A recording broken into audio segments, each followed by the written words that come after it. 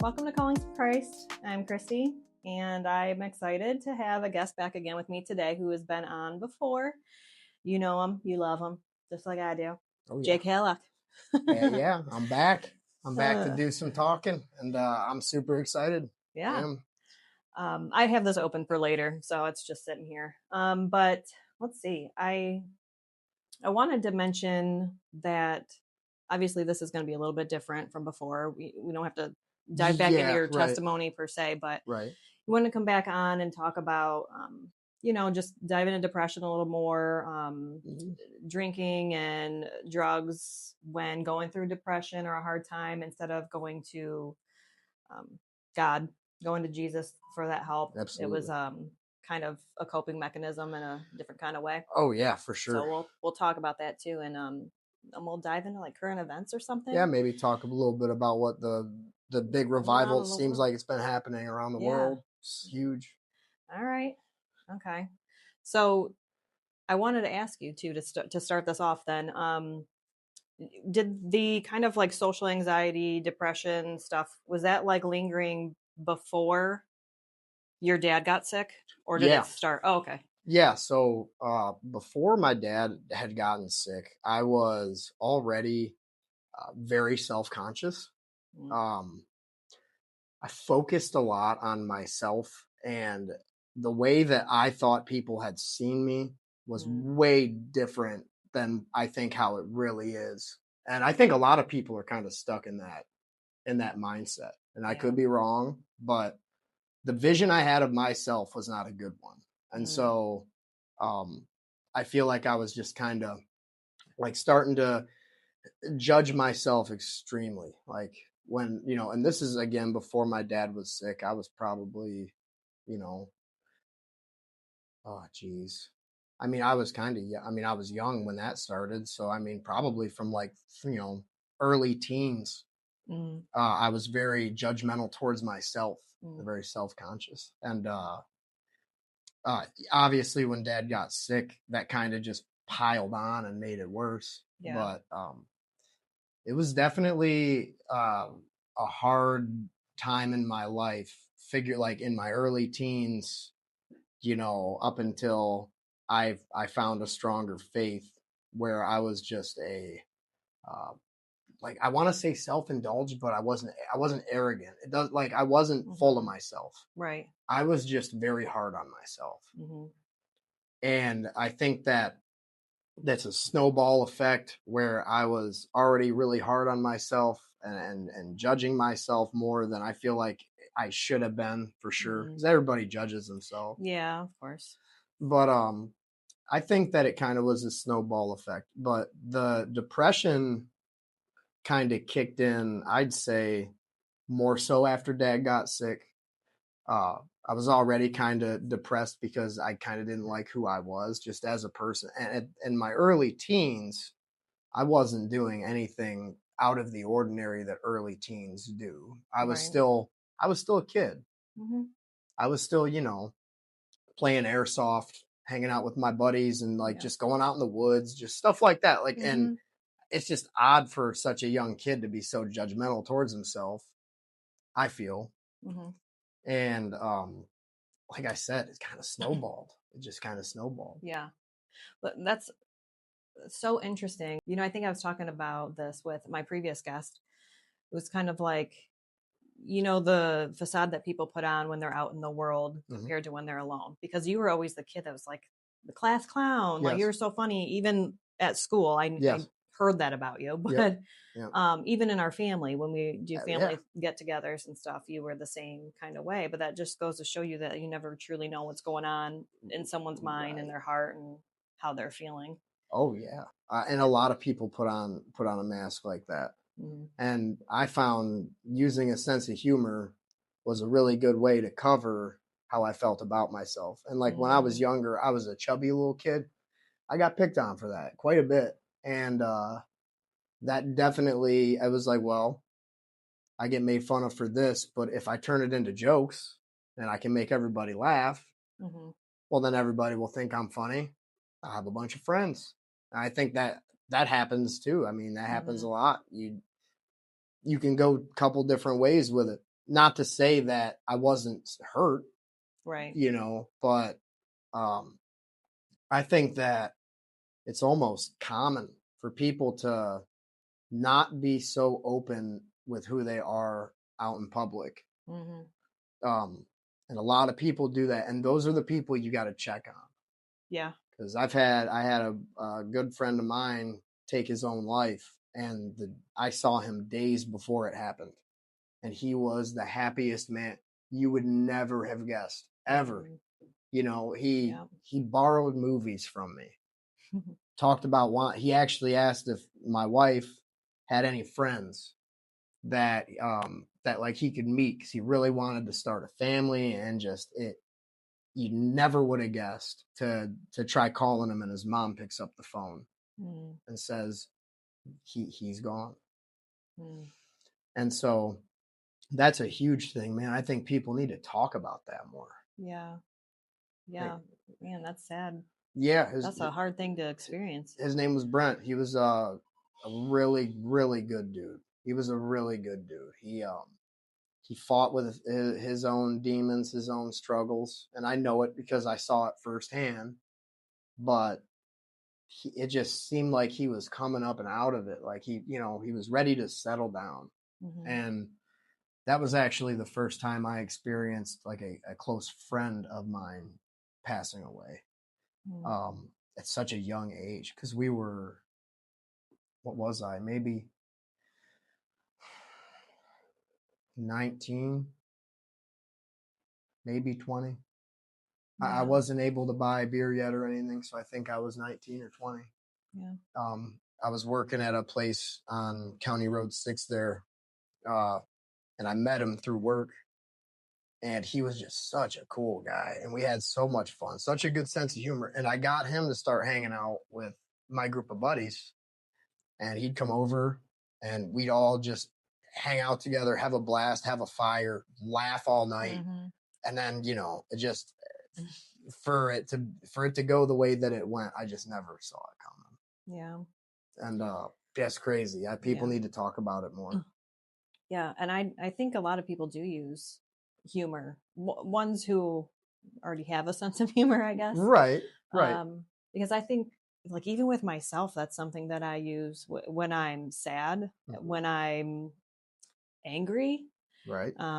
hurt, Yep. or just, I mean, any sort of situation, or even just like uncomfortable. Yep. I'll start using Making humor to jokes. like make everything seem okay. Like, Everything's I'm great. fine, everyone's fine, and It's yeah. all just laughs. Not that I do love laughing, but Oh it's yeah, just it's like my favorite thing in the world. Like yeah, like comedy. I watch stand up all the time. Like yeah. I love comedy. I love laughing. But Yeah.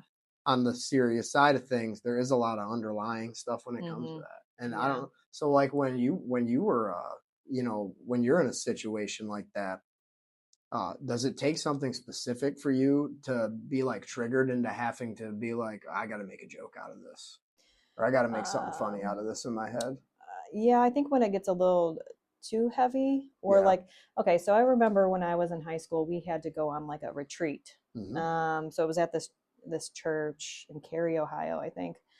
But everyone like went around the room telling their stories about like just something sad or something that like stuck with them for some Mm-hmm. reason or another. And I'm just like trying to hold in laughs the whole time. Right. Granted, their situation is not funny at all. Like, I Right. do not, like, it's not funny, and I know that, but like my coping mechanism for Is trying to that? deal with such an intimate conversation with people that I don't even know well. I mean, they're my Yep. classmates, but I don't really know them, so I'm Right. like, yeah, I'm over there laughing, and I'm like, I'm so sorry. I'm Right. so Like sorry. I promise you, I don't think this is actually funny. Like this is Yeah. just how I process things. Yeah. Yeah. No, it's crazy. You say that. I remember, and this actually, I was with your brother. I was with Brandon, and we were Love driving that guy. somewhere. I love that guy. I love that guy. We were driving. I think actually, if I remember 100% correctly, we were driving to at the time. I think it was still an open movie gallery, and we were renting one of the new Halo games to play together. And on our way there, we actually were having a pretty serious talk about our aunt and about my mom and just about uh, Aunt Kathy, I mean, and just about how, like, we've lost cousins and this and that. And it was like a sad, Mhm. it was a serious, sad conversation that me and your Mhm. brother were having. And I remember he said, and I can almost remember it like it was yesterday. He said um, that my mom, or he said that someone, like, how they don't like talking about it, or around Mhm. something along those lines. Like, they Mhm. they don't really like talking about stuff like this. And I laughed, and I remember, like, and for some reason I still, like, hold it, like, why did I laugh? Like, why did I laugh? But I realize now it Mhm. was because I was coping with the Mhm. conversation. Mhm. I was like trying to, like, laugh out of the whatever the seriousness of it, I guess you Yeah. could Yeah. say. And I just remember, like, after I laughed, I sat there, like, then I was like, I felt bad, like, Mhm. oh man, like, Brandon probably thinks I'm a jerk. I'm over here laughing about a completely serious conversation that we were having. Yeah. And um I'm sure he doesn't. He's no, got a great no, sense of humor too, so no, I'm he sure does. he's He very, does. very cool guy. So, but yeah, so that we must is it in the family? I think it does. I mean, I think We it just runs do in the that. family. I think it does. I think it all Yeah, stems from we're like, people, from our parents and their yeah, parents. They yeah, must have just laughed off serious stuff. yeah. I mean, I do think there's a moment and there's a time to talk about things, and then, but if it gets a little deeper than what it was, you might get emotional, and then you're crying, and like two dudes crying in a car, like, Right. you know, You that's know. probably something guys are like, yeah, I don't want to really do that. Not that there's anything wrong with it. You can, Oh and yeah. I've definitely seen men cry. I mean, you lose somebody, Oh you man. should, yeah, Oh, it should get to you. But I'm a cry. I'm getting to the point now in my life where I just kind of let it out if I feel it. yeah, I was in more church comfortable with it. today, and uh, they were doing a song, and the song just in itself, it made me tear up because Mm, it was about losing somebody and then getting to see them again. okay. And so, like, I mean, I get tissues ready. Like, I carry tissues in my pocket because, like, that's not every time I go. Mm-hmm. But if I'm in deep prayer, I'll cry. I'll admit it right now. On my way home from work Friday, I was praying, and I was thinking about my buddy Zane, and I was thinking Mm-hmm. about my dad, and I just let Mm-hmm. it rip Oh on yeah. my way home. And I'm like thinking, like, I gotta like straighten up before I go in because it's gonna look like I'm having a terrible time, when in reality I'm just praying and letting it out. Right. Right. And I've been getting more comfortable with accepting those emotions because, Mm-hmm. like, as a guy, you're not supposed to show. Well, it's what they say almost. Or Right. that's how people feel. Yeah. Like, you're weak if you show those emotions. Yeah. And I think a lot of guys think that way, but I mean, I need to let it out Yeah. because after that I feel way better. Yeah. Like, having a good cry. I mean, I guess, like, Yeah. just pent up. Because Right. Oh yeah. there's Yeah. days where you choke it down because you're Yep. like, I have to hold my composure. Oh yeah. But then when there's that brief moment, it's like, Yeah.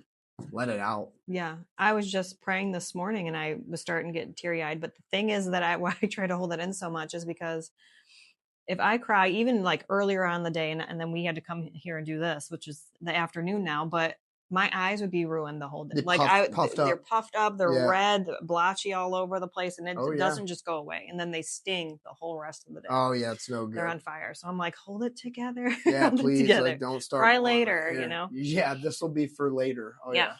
yeah. Yeah. But I get just so my nose gets clogged when I still, like, I can't I'll breathe. walk in and be like, hey, what's up, babe? Talking to Tori, and she's Yeah. still, it's like, just allergies. I tell her, I'm like, I Yeah. was Yeah. praying. I was praying really hard for everybody, Yeah. and I can't help but get emotional when I do, and it's not every time, but Yeah. man, sometimes when you're really speaking from the heart, it hits. Yeah. It does. I think that um just to touch back on the whole coping with stuff. And I Mm-hmm. think at a certain age with most kids, when they're going through something like this, or they have depression issues or anxiety or losing someone, they don't always just think about God first Mm-mm. because it's so I mean, we've all been the age we're kind of selfish. We You're think about selfish. ourselves, Absolutely. and Yep. then as you become an adult, you know Oh that yeah. kind of hopefully fades away. But Absolutely. at what point do you think when coping?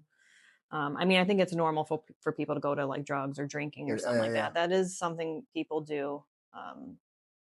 But when do you think, or how long do you think it took before you were like, well, this isn't even working? I need to like get into my faith with this to cope. That's an incredible question. I'd say that me trying to cope in the wrong ways with drinking, drugs, whatever, partying, whatever you want to call it.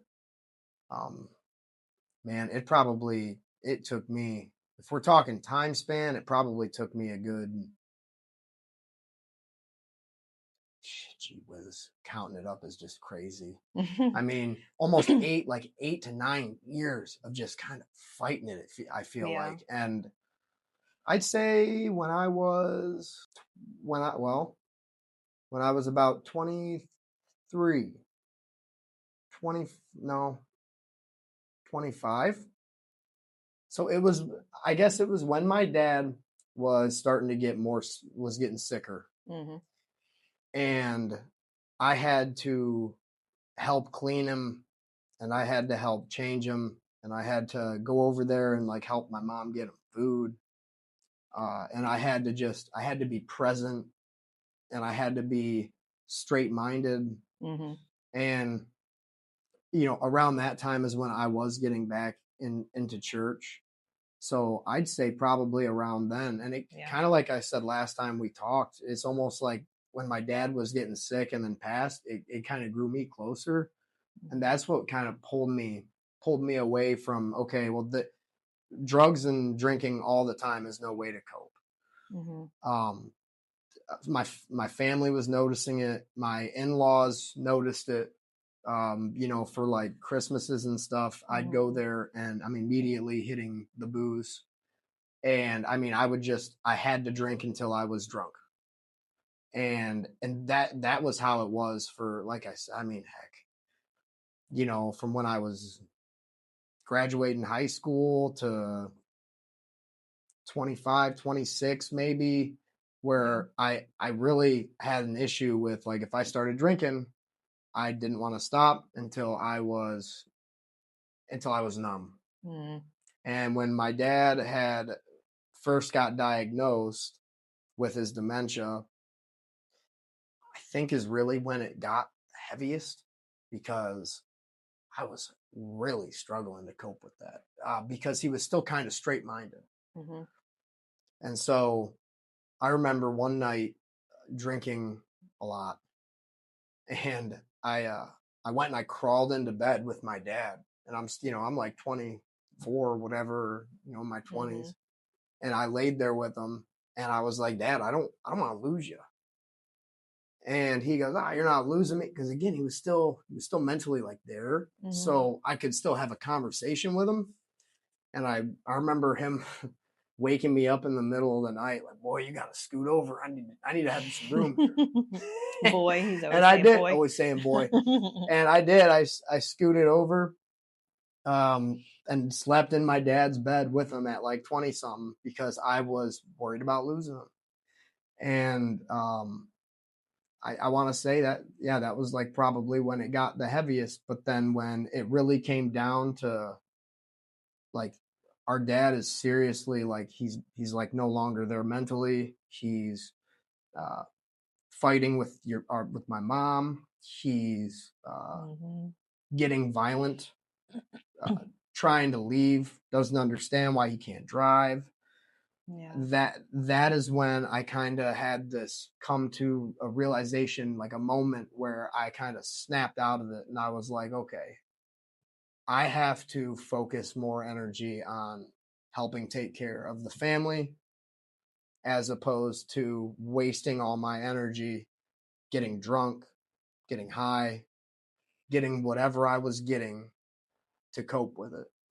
And I'm not saying that it 100% stopped there, but that was like the come to moment. Mm. Like, family is so important. And it made me wish I didn't waste all that time I did when I was younger Yeah. going and drinking with my buddies and stuff. Yeah. But everybody, there's nothing you can do. You can't change the past. But Right. if I would have known, I would have stayed home with my dad more. I would have helped him more. Mm-hmm. And I think that that was a huge turning point for me. Uh, it made a huge difference in my life. And maybe that was the reasoning. Maybe that was what I needed Mm-hmm. to come out of that and become a better person. Yeah, it's kind of like, how God uses the not so good to create Yeah, good. oh yeah, Um, he does. He really yeah. does. So, I mean, no, I'm glad. I'm glad that that's the route that you went with it instead of Back, going. Yeah. I could have backtracked, Yeah. and a lot of people backtrack, Mm-hmm. and I didn't, and I really didn't want to bring up I want my brother to tell his own story, but Mm-hmm. I know that he had been struggling with his faith when my dad was sick, and then we Mm-hmm. lost family members, and Yeah. so it's not like he backpedaled and got into drugs and stuff like that. It's nothing like that. But faith wise, Right. he Okay. kind of took a step back, and it made me go a step forward. Mm-hmm. And everybody's different. Yeah. But, I also feel like I was extremely blessed to have a really positive influence when it came to that type of stuff with faith and just being a good person. And like, Mm-hmm. like in the last time we spoke, I brought up my mom stopped going to church, but she never stopped talking about Jesus. Like she Right. never stopped talking about God. Mm-hmm. And then when I found my wife and her family, and they were a very positive influence with, well, you come to church with us. Mm-hmm. And like that just I took off like a rocket, because then it was like, then I went and I actually did my first communion. I was already baptized, but I never did my first communion and stuff like that, became a member of the church. Um, and it was just such a surreal thing for me. And I got pictures of it up on Facebook. And my dad got to make it to that, which I'm super blessed to have had him there. Yeah. Um, it was a very huge thing. I was very blessed to have that. And so I think, like, and who knows, I'm not going to say that I would have maybe taken a step back if I didn't have positive influences, but if I didn't, Yeah. maybe I would have. Right. Maybe I would have. And that's why I think it's so important to speak about Jesus and faith and talk to people about Mm-hmm. it. And like we were Yeah. talking before we went live here, like plant a seed. Mm-hmm. I mean, that's Yeah. some people really need that. Right. Right. Just And give them something to think about, and then yeah, it just grows from absolutely. there. Absolutely. I want to kind of encourage people to, obviously, I just want them to grab a Bible instead of grabbing a bottle. Yeah. Yeah. You know, I mean, Absolutely. if you think about, I mean, logically, let's pros and cons of each. Like, Right. lots of cons with drinking or drugs, Huge cons. and then we got lots of pros from this. Even if you don't become a believer, or even if you're struggling, this is this is just too good. It It's is. just a too good of a lesson on humanity itself, and people struggling and finding peace, and Absolutely. all those stories, which not every story is like rainbows and butterflies, Right. Oh no, um not at all. Um I but I didn't just, I don't, you're never too far gone. So no. I just, No. um what are your thoughts on that? Do you have like any encouragement or like insight where you could be like, hey, you know maybe this is what worked for me, or I don't know what I'm trying to ask, but Yeah, like. yeah, I do. I know what you're trying to ask. And yes, I do. So uh yesterday, as a really good example, we're in the car. We're on our way to take Kai to the zoo. We took him to the zoo yesterday. My son, he had a blast, by the way. um, we're on our way, and I had my pocket Bible with me, as I try to keep with me all the time. And then now, and uh, I could have scrolled on my phone, which I typically would do, you know, but I had my Bible. I said, okay, no phone. and I read the Bible the whole way. Mm. I think that you just have to do it. I think you just have to, you have to put the technology away, block out all the outside noise, because there is so much pushed to us through media, TV, movies, Mm. gossip online, so like Mhm. social media, Facebook stuff. Just put that away, put it Mhm. off to the side, Mhm. and open a Bible and start reading. Yeah. Just start reading. I'm hooked now. Like, that's what I want to Mm. do, is I want to crack my Bible and I want to Mhm. read it. And I've been highlighting stuff that I really find helpful, Yeah. and I've been making notes. And it's easy to get caught up scrolling on your phone, or like, for me, my anxiety, I did this last weekend, not this weekend, but I was feeling kind of anxious, so I just turned the light on, sat in the chair, and opened my Bible and started reading. Yeah. And that was the best choice I could have made, Yeah. because that it helped me. I was so focused on the scripture and how it made me feel, Mhm. and how I was interpreting it, and like, taking notes on stuff and highlighting stuff, and just really just giving it all my attention, just like you're supposed to give Jesus all of your love. Mhm. I think that helped. I mean, that helps tremendously. Yeah. Um, That's a good point. yeah, I mean, as far as advice goes, yeah, I think you just really have to do it. Like, Yeah. you Just make the choice. make the choice to do it, and Mhm. start reading and start praying. And I told my brother this. I was like, you know, your eyes are opening up. Pray more. Open a Mm. Bible and read more. Oh yeah. Just talk to Jesus more. I mean, Just I watch what happens when you start. yeah, I mean, yeah, it's tremendous. It's yeah, miraculous. it is. I mean, I've sat there and prayed for things that are small and things that are large, and I've had prayers answered just the other day. I was telling you, I cried on my way home from work praying. My nose was so stuffed up. And when my nose gets really stuffy, I get anxious. It's like a weird thing for me. I don't know why. It's a weird thing. But my nose is super stuffed and I couldn't breathe out of it. And and that, again, I was like praying anyway. And I'm like, God, please help me with this nose. I'm like, this is so stuffy. It's making me anxious. Like, I can't. By the time I got home, clear flow, all good. Mm. Like, and it's small stuff like that, Mhm. just little things. And then I'll pray for a friend who's fighting cancer. And then, she goes to her appointment, comes out, they've shrunk. The tumors have shrunk. It's just so many different things, and it ranges from small, medium to large, that I've prayed about and asked God about and asked Jesus about, that have came Mhm. to. Yeah.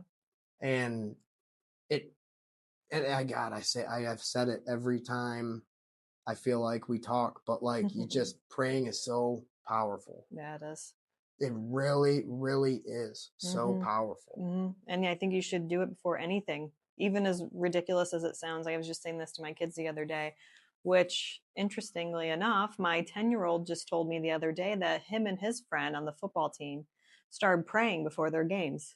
I was like, oh my That's good. gosh. Oh, I was that's like, I'm gonna good. cry. No, that's good. And On watch. their own. Like, he's not the one I told that to yet. I told it to my older son Right. to just start praying before games. And that, I'm like, don't pray that you're going to win. You know how No. people do that. Just pray that they win. Yeah. No, pray that you do well, you do your best, and that you don't get hurt, No one and gets no one gets injured. hurt. Yeah. Absolutely. And that's And them doing that was like, my heart. oh yeah. And watch that. And that's the kind of thing that'll start a movement. Mm. And you're gonna see more and more people praying before games. Mm-hmm. And I just saw a video. It's cool you bring this up. I just saw a video the other day, and they've been taping their son playing football, and after each game, he would run to the end zone and pray. It Mm. started off, it was just him. Yeah. Then it was two other guys. Mm. Then it's 7, 8 guys. And then the whole team is going over and praying after the game. It took one guy to go and start praying, Yeah. to just get all these people to start, like, we need to do that. Let's do Yeah. that. Like that's huge. Mm-hmm. And it goes back to the planting the seed. Right. A small act like that Mm-hmm. can trigger a huge thing for multiple people. And Yeah. some of them kids, just think about it. Like some of them kids that weren't praying before those games, maybe they never prayed before in their lives. Mm-hmm. Maybe their parents aren't religious, or maybe they don't believe in Jesus, but like because they have someone their age that's willing to go down there and bow down and pray, Mm-hmm. they felt the urge and the reasoning as to why they should go down there and do it too. And like Mm-hmm. that could be changing lives. Yeah.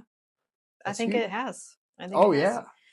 And that's actually a good um, segue into another topic. Do you have something else more Uh that you wanted to say? no, Okay. on this that Um, no, perfect segue. Perfect segue. all right. Okay, so maybe we will end this one here. Maybe we'll turn this into a one part or two parts. Yeah. um, Yeah. and then since we're segueing into another kind of conversation, relatable but not, the same.